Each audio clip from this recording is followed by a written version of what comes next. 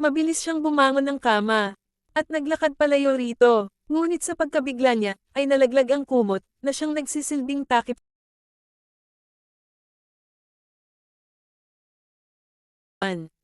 Kilala kita, ikaw ang may-ari ng kasino, bakit ka nandito sa kwarto namin?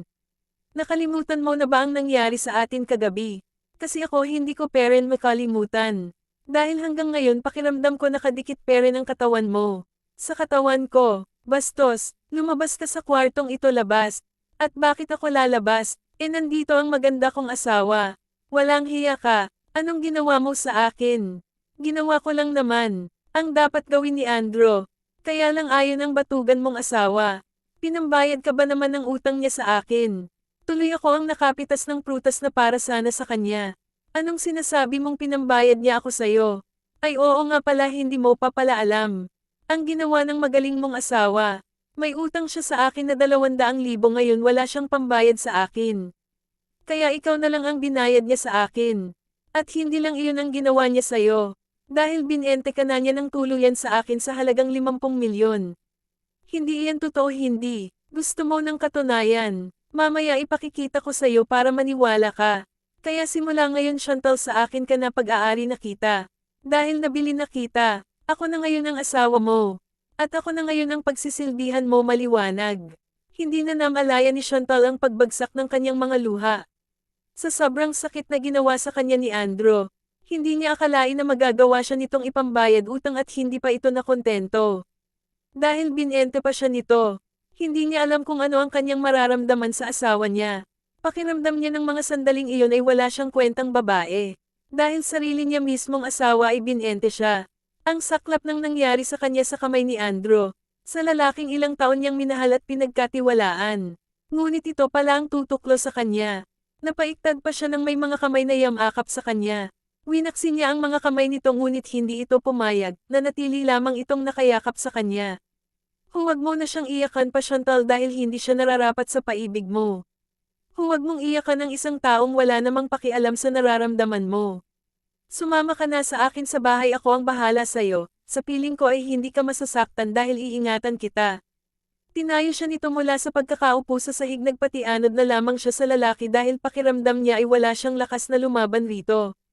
Ito na ang nagbihis sa kanya at pagkatapos ay inakay siya nito palabas ng bahay. Sumakay sila sa van na pag-aari nito at dinala siya nito sa bahay nito sa BGC. Mula ngayon ito na ang bahay mo, Chantal. Dito sa bahay na ito ay tayo ang boss at marami tayong mga utusan. Gawin mo ang gusto mong gawin, hindi kita pipigilan, ngunit huwag mong tatangkaing tumakas sa akin dahil iyon ang hindi ko papahintulutan. Nagmistula siyang sunod-sonoran sa lalaki dahil wala siyang lakas ng loob na magsalita. Dahil hanggang ngayon iniisip peren niya si Andrew kung bakit ito nagawa sa kanya nito. Kinagabihan dinalhan siya ng pagkain ni Bryson sa kwarto dahil maghapon siyang hindi bumaba para kumain. Hindi rin siya nag-abalang maligo at magpalit ng damit, na natili lamang siya sa gilid ng kama habang tahimik na umiiyak. Sinubukan nitong subuan siya ngunit umiling siya, ngunit bigla na lamang nitong hinawakan ang kanyang bibig at pinengganga siya sa kasinubos sa kanya ang katsarang may laman ng kanin at ulam. Ano ba, Chantal? Gusto mo bang mamatay, ha? Bulyo nito sa kanya. Oo. Oo, gusto ko nang mamatay dahil wala nang dahilan para mabuhay pa ako, wala na. Mayroon pa dahil nandito pa ako. Ayaw kong mamatay ka, naiintindihan mo, ha? Sinubuan pa siya nito. Nang ilang subo bago siya nito pinainom ng tubig. Akala niya ay lalabas na ito ng kwarto ngunit bigla na lamang siya nitong binuhat at dinala ng banyo. Nagpumiglas siya ngunit malakas ito kaya wala siyang laban. Agad siya nitong tinapat sa shower at ilang sandali pa ay naramdaman na niya ang malamig na tubig. Tutol man siya sa ginagawa nito ay wala siyang magawa, katulad kanina ay nanatili na lamang siyang sunod-sonoran sa lalaki. Hinubad nito ang saplot niya, bagamat nahihiya siya ay nanatili lamang siyang tahimik. Ilang sandali pa ay matiyaga nitong sinabon ang kanyang buong katawan at pagkatapos ay ang buhok naman niya ang nilagyan nito ng shampoo. Nasa ganoon silang kalagayan nang maalala niya ang nangyari kagabi. Buong akala niya ay si Andrew ang kanyang kaniig ngunit ibang lalaki pala. Napaiktad pa siya ng paglandasin nito ang mga kamay nito sa braso niya paakyat sa mukha niya at pagkatapos bigla na lamang itong humarap sa kanya. Kailangan mong mabuhay, Chantal, para sa akin dahil bibigyan mo pa ako ng mga anak at magiging isang pamilya tayo. Sisigat sana siya ngunit bigla na lamang siya nitong siniil ng halik na hindi niya maipaliwanag kung ano ang kanyang nararamdaman ng mga sandaling iyon. Gustuhin man niyang pigilan ang lalaki sa nais nitong gawin sa kanya ay wala siyang lakas ng loob. Sa tuwing maalala niya ang sinabi nitong binente siya ni Andrew sa halagang 50 milyon. Ang pakiramdam niya ay iyon lamang ang halaga ng pagkatao niya, kung hindi niya susundin si Bryson sa mga gusto nito ay baka kung ano pa ang gawin nito sa kanya lalo pa at hindi naman talaga niya ito kilala, maliban sa mayaman ito at may-ari ng kasino sa kanilang lugar. Wala siyang nagawa kundi ang ipaubaya na lamang rito ang kanyang sarili total ito naman pala ang kaniig niya ng nagdaang gabi at hindi si Andrew. Habang patuloy siya nitong inaangkin ay patuloy din siyang lumuluha at nagtatanong kung bakit niya iyon sinapit. Naging mabuting tao naman siya at mabuting anak sa mga magulang niya ngunit bakit niya kailangang sapitin iyon sa kamay ni Andrew at Bryson. Makalipas ang ilang saglit ay naramdaman niya ang paglayo ng katawan nito sa kanya tanda na tapos na itong mag-enjoy sa kataw niya. Muli siya nitong pinaliguan at pagkatapos ay tinuyo ang kanyang katawan gamit ng towel na hawak nito. Binuhat siya nito pabalik ng kwarto at doon binihisan ng matapos ito ay pinaupo siya sa harap ng salamin at pinatuyo naman nito ang kanyang basang buhok. Nagulat pa siya nang halikan siya nito sa labi bago ito lumabas ng kwarto. Nagpapasalamat siya dahil hindi na ito muling bumalik ng kwarto, nanatili na lamang siyang nakaupo ng kama habang tahimik na umiiyak Perrin.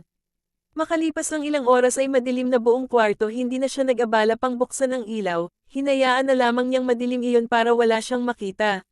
Maya-maya ng konti ay narinig niyang may kumakatok sa pintuan katulong pala ito ni Bryson pinapababa na siya nito para maghapunan. Hindi niya iyon sinagot hanggang sa umalis na lamang ito sa labas ng pintuan ng kwarto. Naalimpungatan siya nang biglang bumukas ang pintuan at magliwanag ang buong kwarto nakita niya ang bagong dating na si Bryson. Ngayon lamang niya nasal-ayan ang mukha nito. Moreno pala ito at nagtataglay ng makakapal na kilay na pinarisan ng mahahabang pilik mata. Nang mapatingin naman siya sa mga labi nito ay mapula-pula iyon na medyo manipis, matangos din ang ilong nito habang may mga mata itong parang palaging nakangiti. Dahil abala siya sa kakatitig sa lalaki kaya hindi niya namalayan na nakalapit na pala ito sa kanya at umupo sa tabi niya. Nangalanghap tuloy niya ang mabango nitong pabango na may pinaghalong pawis. Baka naman maubos na ako niyan sa kakatitig mo sa akin. Bigla siyang nagyuko ng tingin dahil alam pala nitong kanina pa siya.